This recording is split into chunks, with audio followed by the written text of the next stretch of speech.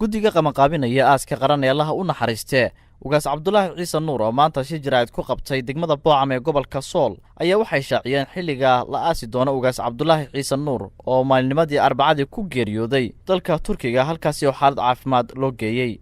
daahir faarax aadan oo ka mid a qabanqaabiyaasha aaska qaran ee ugaas cabdulaahi ciise nuur oo ugu horreyn shirkaasi jaraa'id ka hadlay waxa uu sheegay in maalinimada axadda ah ee fooday nagu soo haysa taariikhduna ay ku beegan tahay 21 Agoosto ugaaska lagu aasi doono degmada Boocame halkaasi oo horay ugaaska u deganaa. inna lillahi wa inna ilayhi raaji'uun.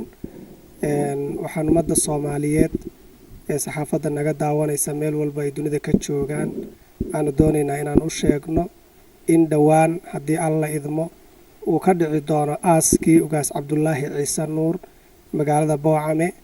ugaaska haddii alla idmo waxaa laga soo qaadi doonaa magaalada Istanbul ee dalka Turkiga waxaanu iman doonaa la keeni doonaa maalinta axadda ah ee taariikhdu ay tahay 21 bishan August 2016 magaalada Muqdisho aadan cadde International Airport 8 subaxnimo ee maalinimada axadda haddii alla idmo ayuu ka soo degi doonaa. markii halka laga soo dejiyo haddii alla idmo isla saacad gudahood waxaa lagu soo wareejin doonaa diyaaradda u soo qaadi doonta magaalada Garowe airportka Konoko ee magaalada Garowe ayuu laga soo dejin doonaa meydka haddii alla idmo.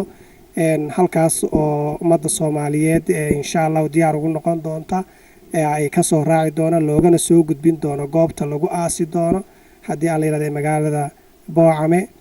ummadda Soomaaliyeed ee meel walba jooga xilligaas uu aasku dhici doono ayaanu ku marti qaadaynaa inay si wanaagsan oo xirmo iyo sharaf leh ay uga soo qayb galaan. inna lillahi wa inna ilayhi raaji'uun.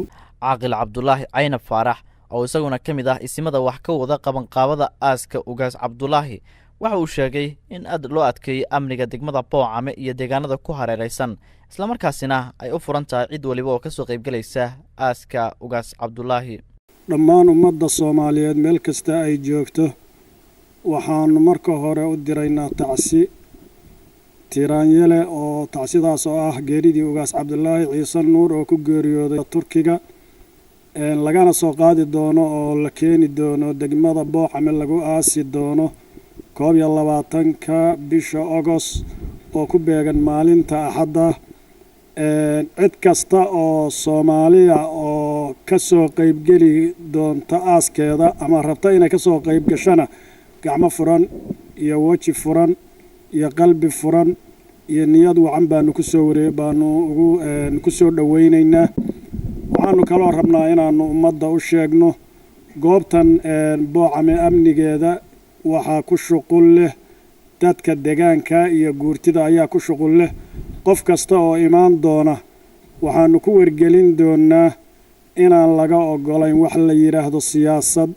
qof kasta oo yimaada aas buu imaanayaa, qof kasta oo yimaada tacsiib buu imaanayaa, qof kasta oo yimaadana aaska iyo tacsida wax dheeraad ka ah ergooyinka Soomaaliyeed ka imaan doona kama ogolin. degmada Boocame oo 60 kiiloomitir dhinaca waqooyi galbeed kaga beegan magaalada madaxda Puntland ee Garowe waxaa ku sugan marti kala duwan kuwaas oo ka qayb galaya aaska qaran ee marxuumka waxaana si aad loo adkeeyay amniga guud ee degmada Boocame oo ah halka uu aasku ka dhici doono. Cabdi Fataax Cabdulaahi Kalsan TV degmada Boocame.